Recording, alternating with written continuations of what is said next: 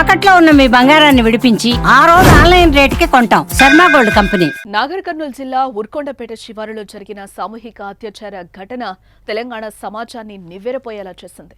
బంధువుతో కలిసి దైవ దర్శనానికి వచ్చిన మహిళపై 7 కలిసి అత్యాచారం చేయటం ఒంటిలో వణుకు పుట్టిస్తోంది. రాష్ట్రంలో సంచలనంగా మారిన ఉదంతంపై పోలీసులు క్షుణ్ణంగా దర్యాప్తు చేస్తున్నారు. విచారణలో భాగంగా కీలక విషయాలు బయటకొస్తున్నాయి. సామూహిక అత్యాచార ఘటన కేసును పోలీస్ శాఖ సీరియస్ గా తీసుకుంది. ఇప్పటికే నిందితులను అదుపులోకి తీసుకోగా మరింత లోతుగా కేసును దర్యాప్తు చేస్తున్నారు. అత్యాచారానికి పాల్పడిన గత నేర చరిత్రపై ఫోకస్ చేశారు. మంగళవారం మండలం ఉర్కొండపేట గ్రామాన్ని ఐజీ సత్యనారాయణ సందర్శించారు. జిల్లా SP Vaibhav Gaikwad, DSP Venkateswarlu, CA నాగార్జునులతో ఘటనా స్థలాన్ని పరిశీలించారు. అనంతరం మీడియాతో మాట్లాడుతూ నిందితులను కఠినంగా శిక్షిస్తామని హామీనిచ్చారు. గతంలో కూడా ఈ గ్యాంగ్ పలు నేరాలకు పాల్పడినట్టుగా విచారణలో తేలిందన్నారు. ఉమ్మడి మహబూబ్ నగర్ జిల్లాల్లోనే కాకుండా చుట్టుపక్కల జిల్లాల నుంచి అధిక భక్తులు ఈ దేవాలయానికి వస్తారని, దీనిని అదనుగా భావించి ఈ క్రిమినల్స్ వచ్చిన వారి కదలికలను గమనిస్తూ వారిపై దాడులకు పాల్పడుతున్నట్టుగా గుర్తించామని ఐజీ వివరించారు. ఉగాది ముందు రోజున 29 మార్చ్ రాత్రి 10 గంటలన్నర సందర్భంగా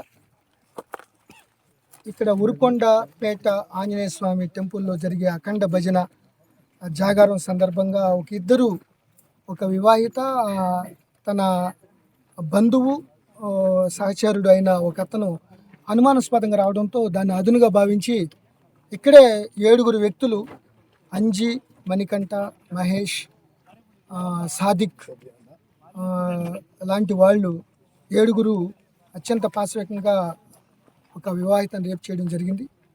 సో తర్వాత మరుసటి రోజు ఆ డబ్బులు పోయినాయి అనే దాంతో సహచరులు కంప్లైంట్ ఇచ్చే నేపథ్యంలో ఎస్పీ గారే నాగర్ కర్నూలు రంగంలో దిగి సీసీ ఫుటేజీలు, అక్కడ ఉన్న టెక్నికల్ డేటా అంతా కూడా వెరిఫై చేస్తే 7 ఈ రేపుకి పాల్పడ్డారని రూఢి చేసుకుని వాళ్ళని అదుపులో తీసుకుని దర్యాప్తు ఒక డిఎస్పీ గారి ఆధ్వర్యంలో చేయడం జరిగింది. ఇటువంటి చర్యలు రిపీట్ కాకుండా ఉండేందుకు ఫాస్ట్ ట్రాక్ కోర్టులో పెట్టి ఇమీడియట్గా ఛార్జ్ షీట్ ఇచ్చి న్యాయపరంగా చాలా కఠిన చర్యలు తీసుకోవడానికి పోలీస్ శాఖ సన్నద్ధమైంది. మహబూబ్ నగర్ జిల్లాకు చెందిన యువతి తన బంధువుతో కలిసి ఉర్కొండపేట ఆంజనేయ స్వామి దేవాలయానికి వెళ్లింది. శనివారం సాయంత్రం మొక్కులు తీర్చుకుంది. అక్కడే రాత్రికి నిద్రపోవాలని భావించారు.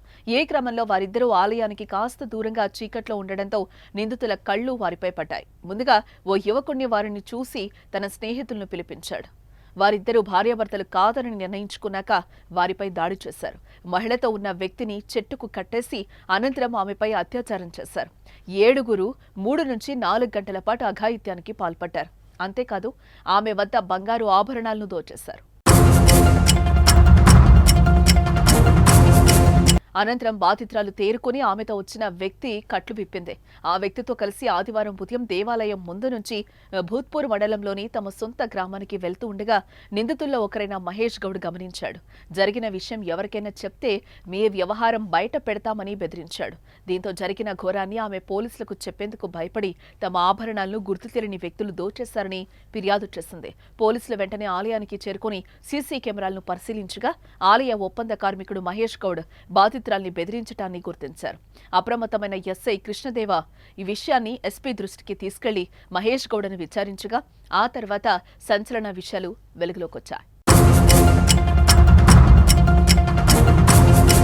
ఇంతటి దారుణానికి ఒడిగట్టిన నిందితులను కఠినంగా శిక్షించాలని డిమాండ్లు వ్యక్తమవుతున్నాయి. మహిళలపై అత్యాచారాలు చేయాలంటే భయపడేలా శిక్ష అమలు చేయాలని పలువురు డిమాండ్ చేస్తున్నారు. ఈ ఘటనపై మీ అభిప్రాయాన్ని కామెంట్ చేయండి.